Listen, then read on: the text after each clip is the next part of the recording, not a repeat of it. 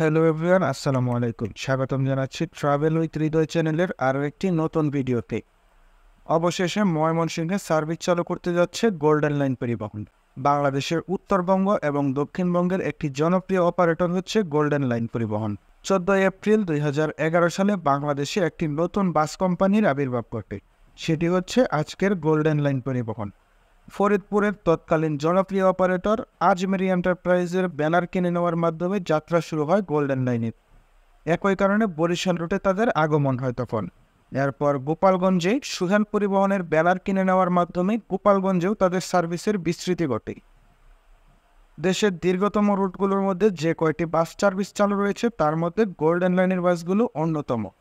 Golden line পরিবহনের মালিক হচ্ছেন জনাব জাহাঙ্গীর সাহেব, যার বাড়ি ফরিদপুর জেলায়। গোল্ডেন লাইনের আজকের এই পর্যন্ত আসার জন্য একজনের কথা না বললেই নয়। তিনি হলেন জনাব কুদ্দুস সাহেব। উনি এই কোম্পানির জিএম ছিলেন। শুরুটা ঢাকা টু ফরিদপুর রুট দিয়ে হলেও বর্তমানে দেশের বিভিন্ন বড় বড় রুটে তারা সাফল্যের সঙ্গে সার্ভিস পরিচালনা করে আসছে। তাদের বহরে হিনো একে 1J, Hino RM2, Isuzu FT1, Ashok Leyland B1616 ইত্যাদি চেসিসের বাস রয়েছে। গোল্ডেন লাইন পরিবহনের নন এসি বাসগুলো কিন্তু গোল্ডেন কালারে একই পেইন্ট স্কিমে রঙিন হয় এবং হিনো RM2 বাসগুলো সাদা রঙের। অশোক লেল্যান্ড 1616 বাসগুলো এবং হিনো একে 1J বাসগুলো একই কালারে।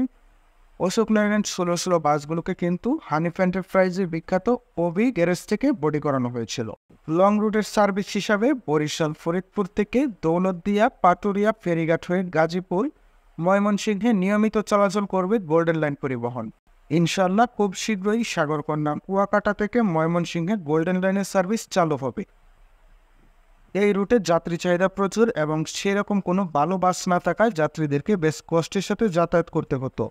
আশা করা যায় গোল্ডেন লাইনের বাসগুলো আসার পর এই রুটে যাত্রীরা স্বাচ্ছন্দ্যের সাথে যাতায়াত করতে পারবে। আগামীর পথে সবার সাথে গোল্ডেন লাইন পরিবহন। ভিডিওটি কেমন হয়েছে অবশ্যই কমেন্ট করে জানাবেন।